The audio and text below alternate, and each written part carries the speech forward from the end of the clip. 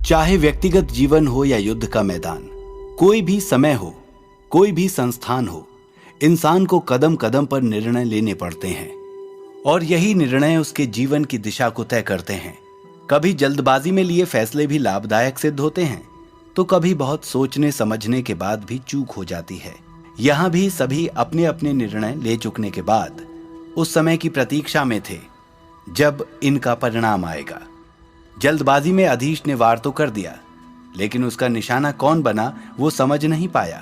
अंधेरा गहरा चुका था, कुछ भी ठीक से दिखाई नहीं दे रहा था। फिर भी उसने चीख की दिशा में ध्यान लगाने का प्रयास किया और मन को एकाग्र करते ही कुछ कुछ साफ दिखाई दिया। उसके सामने एक बालक खड़ा था। उसके चेहरे पर एक अद्भुत आकर्षण था, प्रकाश जैसे फूट पड़ रहा हो। अब अधीश को सब साफ दिखाई दे रहा था। उसकी उम्र 10-12 वर्ष के लगभग रही होगी। गेरुए वस्त्र पहने हुए उस बालक ने अपने सर पर भी एक गेरुआ कपड़ा पगड़ी की तरह लपेट रखा था। अधीश को एक पल के लिए लगा वो उसे देखकर धीमे धीमे मुस्कुरा रहा है। कुछ समय के लिए तो अधीश अपने आप को भी भूल गया। न उसे ये याद रहा कि वो इस वीरान जंगल में क्या कर रहा है, न उसे अपने घायल साथियों की सुध रही। न जाने कब तक वो इसी तरह उस बालक के चेहरे की ओर देखता रहा कि तभी बालक के माथे पर रक्त की बूंद चमक पड़ी। हालांकि अधीश का वार उसने बचा लिया था, फिर भी तलवार की नोक उसके पगड़ी के अगले हिस्से को काटती हुई माथे पर जा लगी थी। खून की एक बड़ी सी बूंद उसके माथे से लुढ़क पड़ी। गालों से होते हुए जब वो बूंद नीचे गिरने लगी तो न जाने क्या सोचकर अधीश ने झुककर अपनी हथेली नीचे कर दी और वो बूंद उसकी फैली हुई चौड़ी हथेली पर आ गिरी और गिरते ही एक लाल रक्ताभ माणिक में बदल गई। ये देखकर अधीश की आंखें अचरज से चौड़ी हो गईं। उसने बालक से पूछना चाहा कि वो आखिर है कौन और ये कैसी अजीब बात हुई अभी अभी, लेकिन उसके सर उठाने से पहले ही वो बालक वहां से जा चुका था। ये एक और आश्चर्य की बात थी। उसके आने की तो आहट हुई थी, लेकिन जाने की नहीं हुई। और वो अकेला था तो वो फुसफुसाहटें किसकी थी? एक साथ कई सवाल अधीश के दिमाग में मंडराने लगे, लेकिन अब अधिक देर उस जंगल में रुकना उचित न था। उसने जल्दी से अपनी हथेली पर रखे माणिक को अपनी जेब के हवाले किया और वहां से चल पड़ा। यह एक फैसला अधीश ने किया था जिसका तुरंत तो कोई परिणाम नहीं मिला, लेकिन भविष्य में अपने इस निर्णय पर वो बहुत पछताने वाला था। कुछ ही देर चलने के बाद उसे प्रताप की आवाज सुनाई दी, जो उसे नाम लेकर जोर जोर से पुकार रहा था। मैं यहां हूं प्रताप, अभी आता हूं, तुम वहीं रुको। अधीश ने चिल्लाकर पुकार का जवाब दिया और तेज कदम बढ़ाता हुआ जल्दी ही प्रताप के पास पहुंच गया। फिर वे दोनों झील की ओर चल पड़े। उधर वासुदेव और उसके साथी सैनिक अपनी जगह से 1 इंच भी आगे नहीं बढ़ पा रहे थे। वासुदेव हटने वालों में से नहीं था, लेकिन यहां कोई दुश्मन दिखाई देता तब तो वो सामना करता। बिना कोई सूचना लिए वापस वो जा नहीं सकता था। उसने वहीं रुकने का फैसला किया और कुछ सैनिकों को यह सूचना विश्वा तक पहुंचाने और अधिपति से सलाह मशविरा कर इस समस्या का हल पूछने के लिए नगर की ओर भेज दिया। रात होने से पहले वे सैनिक विश्वा के पास पहुंच गए। विश्वा को जैसे ही पता चला कि वासुदेव के कुछ सैनिक वापस लौट आए हैं, तो उसका मन शंका से भर उठा। कहो सैनिक, तुम लौट क्यों आए? अभियान दल की कोई खबर है क्या? विश्वा ने पूछा। नहीं श्रीमान, वासुदेव जी ने हमें भेजा है।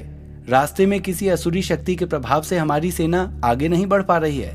काफी प्रयास के बाद भी घोड़े वहां से हिल नहीं रहे हैं। इसलिए वासुदेव जी ने हमें आपको ये सूचना देने और अधिपति कैलाश से सलाह लेने भेजा है, एक सैनिक ने बताया। अच्छा, तब आप लोग अधिपति कैलाश के पास पहुंचे।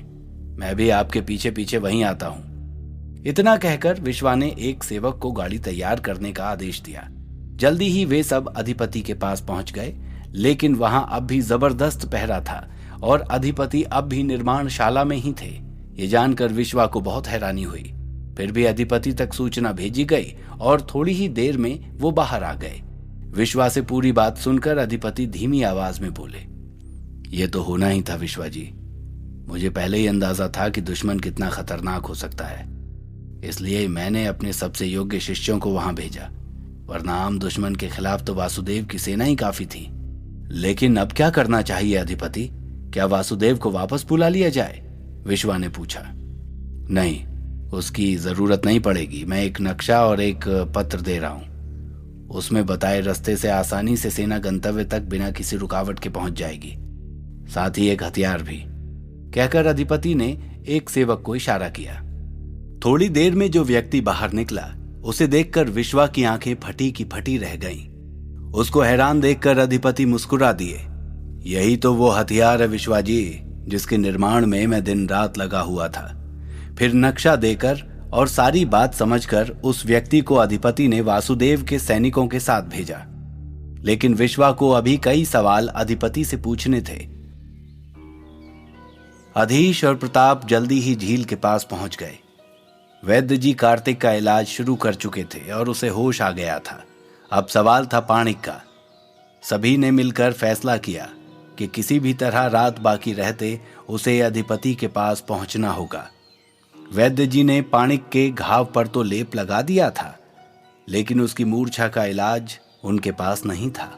सबने मिलकर तय किया कि अधीश और प्रताप पाणिक को लेकर नगर की ओर जाएंगे और अगले दिन दोपहर से पहले लौट आएंगे। कार्तिक को होश तो आ गया था, लेकिन अभी वो यात्रा करने की हालत में नहीं था, तो देवयानी उसके पास रुककर उसकी देखभाल करेगी। मुखिया जी ने उन सब के ठहरने की व्यवस्था कर दी थी। वैद्य जी भी रात भर वहीं रहने वाले थे ताकि सुबह एक बार फिर कार्तिक की हालत का जायजा ले सकें। गांव में तो उत्सव का माहौल बन गया था। एक लंबे संघर्ष के बाद वे लोग उस दानव के चंगुल से आजाद हुए थे। गांव वालों ने भोजन की व्यवस्था कर दी और भोजन के तुरंत बाद ही प्रताप और अधीश पाणिक को लेकर निकल पड़े। रात गहराने के साथ ठंड भी बढ़ती जा रही थी।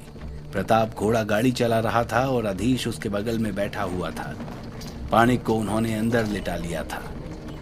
दोनों ही उसे लेकर बहुत चिंतित थे। तुम्हें क्या लगता है प्रताप, पाणिक के प्राण बचेंगे? मेरी तो उम्मीद टूटती जा रही है। जब से घायल हुआ है एक बार पलके भी नहीं झपकाई। अधीश ने कहा। उन्हें ठीक होना ही होगा, तुम चिंता मत करो अधीश। अधिपति कैलाश कोई ना कोई उपाय खोज ही लेंगे, प्रताप ने सांत्वना दी। लेकिन वो खुद उससे भी ज्यादा परेशान था। पाणिक उसका गुरु ही नहीं, उसके पिता का भाई भी था। एक तरह से पाणिक ने ही प्रताप को पाल पोस कर बड़ा किया था। लेकिन प्रताप अपना दुख या परेशानी किसी से जताना नहीं चाहता था। गांव की सीमा छोड़े काफी देर हो चुकी थी। जल्दी ही वे लोग उस जगह पर पहुंच गए जहां पाणिक घायल हुआ था और जहां अब वासुदेव और उसकी सेना ने पड़ाव डाल रखा था। अभी अधीश प्रताप को ये बात बता ही रहा था कि प्रताप ने लगाम खींचकर गाड़ी की गति कम की। वो दूर से ही जौहरगढ़ की सेना को उनकी वेशभूषा से पहचान गया था। कहीं फिर कोई संकट तो नहीं आ गया नगर में?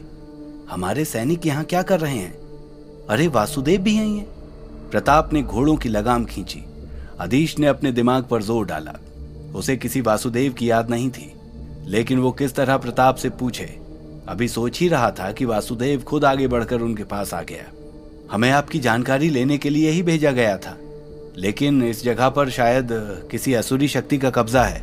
हमारी सेना इस स्थान से आगे नहीं बढ़ पा रही है। हमने कुछ सैनिकों को नगर की ओर भेजा है, वासुदेव ने प्रताप से कहा।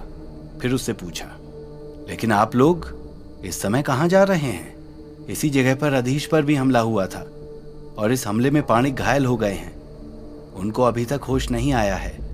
उन्हीं को साथ लेकर हम नगर की ओर जा रहे हैं, प्रताप ने बताया। पाणिक? लेकिन वे तो, वासुदेव ने अचरज से आंखें फैलाकर पूछा। जी, यह अधिपति की योजना का ही एक हिस्सा था। वे जीवित और सही सलामत हैं, बस कुछ देर से बेहोश हैं, प्रताप ने बताया। नगर में भी हालात कुछ ठीक नहीं है, वासुदेव ने कहा। फिर सारी घटनाओं की जानकारी दी, जिनमें विभूति की हत्या की बात भी थी। यह सुनकर अधीश का दिमाग कुछ देर के लिए सुन्न हो गया। आने से पहले भी वो उससे मिल नहीं सका था और अब ये खबर। जीवन कितना अनिश्चित है, उसने सोचा। फिर उसका मन वासुदेव की कोई बात सुनने में नहीं लगा और वो चुपचाप एक ओर जाकर खड़ा हो गया। फिर कुछ और देर वे दोनों आपस में बातें करते रहे। उनकी बातों में अधीश ने यह अंदाजा लगा लिया कि वासुदेव उसके पिता विश्वनाथ के लिए काम करता है और उन्हीं ने उसे यहाँ भेजा है। अच्छा वासुदेव जी, अब मुझे आज्ञा दीजिए, हम शीघ्र ही नगर पहुंचना चाहते हैं। प्रताप ने हाथ जोड़कर वासुदेव को नमस्कार किया। अभी वे दोनों अपनी गाड़ी की ओर बढ़ ही रहे थे कि नगर की ओर से एक सैनिक वापस आते हुए दिखाई दिया। प्रताप भी जानने के लिए थोड़ी देर रुक गया। एक सैनिक ने पत्र और नक्शा वासुदेव के हाथ में दिया और वासुदेव उसे पढ़ने लगा।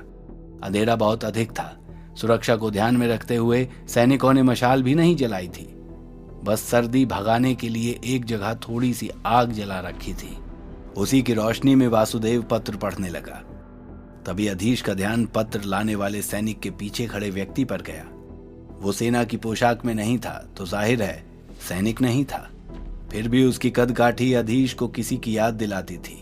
पत्र पढ़कर वासुदेव के माथे पर बल आ गया और उसने पलटकर पीछे खड़े व्यक्ति को देखा। वासुदेव के हटते ही आग का प्रकाश उसके चेहरे पर पड़ा।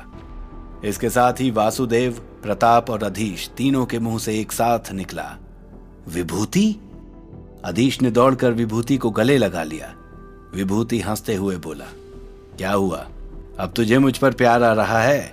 अधीश की आंखों में आंसू भर आए और उसने और जोर से कसकर उसे गले लगा लिया। आज दिन भर की उठापटक के बाद ये सबसे अच्छी घटना थी। पत्र के अनुसार वासुदेव को दूसरे रास्ते से कुछ सैनिकों और विभूति को लेकर आगे बढ़ना था। बाकी सैनिकों के लिए वापस लौटने का आदेश था। प्रताप ने उन्हीं सैनिकों को जिम्मेदारी सौंपी थी कि पाणिक को नगर पहुंचा दिया जाए। इसके बाद वो अधीश, विभूति और वासुदेव दूसरे रास्ते से गांव की ओर चल पड़े। उनकी योजना थी कि कल सुबह ही गांव से देवयानी को लेकर अगले स्थान की ओर चले जाएंगे। अब सभी साथ में थे तो कार्तिक को आराम करने के लिए गांव में छोड़ा जा सकता है। वे सब गांव की ओर बढ़ चले और सवेरा होने से पहले ही वहां पहुंच गए। प्रताप और विभूति ने इन 2 दिनों में घटी सारी घटनाएं एक दूसरे को बताईं, लेकिन वो एक बात उसने अब तक किसी को नहीं बताई थी। वो समझ नहीं पा रहा था कि कल शाम वाली घटना के बारे में किसे बताए। उसने अपने बटुए में पड़े उस माणिक को निकालकर ध्यान से देखा।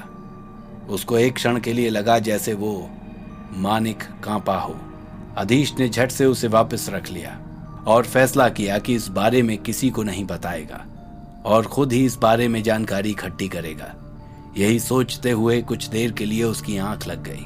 अभी मुश्किल से आधा घंटा ही हुआ था सोए हुए कि उसे फिर वही सपना आया जो पिछले जीवन में अमित को आया था और सर दर्द से फटने लगा। अधीश अचानक उठ बैठा। उसने महसूस किया कि उसकी कमर में बंधे बटुए में पड़ा माणिक गर्म हो रहा है। उसने माणिक निकाल कर देखा तो सच में ही वो किसी अंगारे की तरह जल रहा था। उसने महसूस किया कि उसका सरदर्द जैसे गायब हो गया था। सुबह होने से पहले ही सैनिक माणिक को लेकर अधिपति के पास पहुंच गए और पूरी बात बताई। अधिपति ने अपने घनिष्ठ मित्र और नामी वैद्य जगन्नाथ को बुलाया। अभी अधिपति ने किसी को भी ये नहीं बताया था कि माणिक जीवित है, इसलिए इलाज को भी गुप्त ही रखा गया था। वैद्य जगन्नाथ और अधिपति कैलाश माणिक को लेकर निर्माणशाला में चले गए। वैद्य जी ने बहुत गहराई से जांच की और उन्होंने भी वही बात कही जो गांव वाले वैद्य जी ने कही थी। माणिक पर किसी आसुरी सिद्धि ने वार किया था। फिर कुछ जरूरी सामग्री लाने की बात कहकर वे वहां से चले गए। अब उसके इलाज का बीड़ा खुद अधिपति ने उठाया। काफी देर तक मंत्र साधना करने के बाद एक लेप तैयार किया गया और उसे माणिक के घाव पर लगाया गया। कुछ ही देर बाद उस घाव से एक काले रंग का तरल बहने लगा। वो तरल बहकर सूख जाता तो अधिपति उसे एक कटोरे में रख देते। काफी देर बाद घाव रिसना बंद हुआ और माणिक ने आंखें खोल दी। उस कटोरे में इकट्ठा किया वो पदार्थ वैद्य जगन्नाथ ने अपने पास रख लिया और वहां से चले गए। अधिपति माणिक को स्वस्थ देखकर बहुत प्रसन्न हुए, लेकिन माणिक अब भी बहुत कमजोर था। अधिपति कैलाश को सामने देखकर उन्हें प्रणाम करने के लिए जल्दी से उठने लगा तो उन्होंने हाथ के इशारे से रोक दिया। लेटे रहो माणिक, अभी तुम बहुत कमजोर हो। मुझे एक बार तो लगा मैंने तुम्हें खो ही दिया है, लेकिन जगन्नाथ के प्रयास से तुम्हें जीवन दान मिला है। कुछ देर आराम करो, फिर मुझे तुमसे बहुत सी बातें करनी है। इतना कहकर वे वहां से निकल गए। माणिक अब भी कुछ समझ नहीं पा रहा था। उसे बस इतना याद था कि एक बहुत बड़ी काली परछाई अधीश की ओर लपकी थी और वो बीच में आ गया था। फिर वो निर्माणशाला में कैसे पहुंचा? कौन था वो जो असुरी सिद्धि का उपयोग अधीश पर करना चाहता था? अधीश से किसी की क्या दुश्मनी हो सकती है? यही सब सोचते सोचते उसकी आंखें फिर बंद होने लगी। इधर अभियान दल एक बार फिर निकलने को तैयार था। अपनी मंजिल की ओर। पुजारी जी ने झील के पानी से बनी अनेक जड़ी बूटियां उन्हें उपहार में दी। फिर एक कपड़े की थैली अधीश को भेंट करते हुए कहा, बेटे, ये छोटा सा उपहार तुम्हारे लिए, एक दिन ये तुम्हारे बहुत काम आएगा। अधीश ने धन्यवाद कहा और वो थैली रख ली और सोचने लगा, ये तो एक साधारण सी थैली है, ये मेरे किस काम आ सकती है। फिर भी उसने पुजारी जी की भावनाओं का सम्मान करते हुए वो थैली रख ली।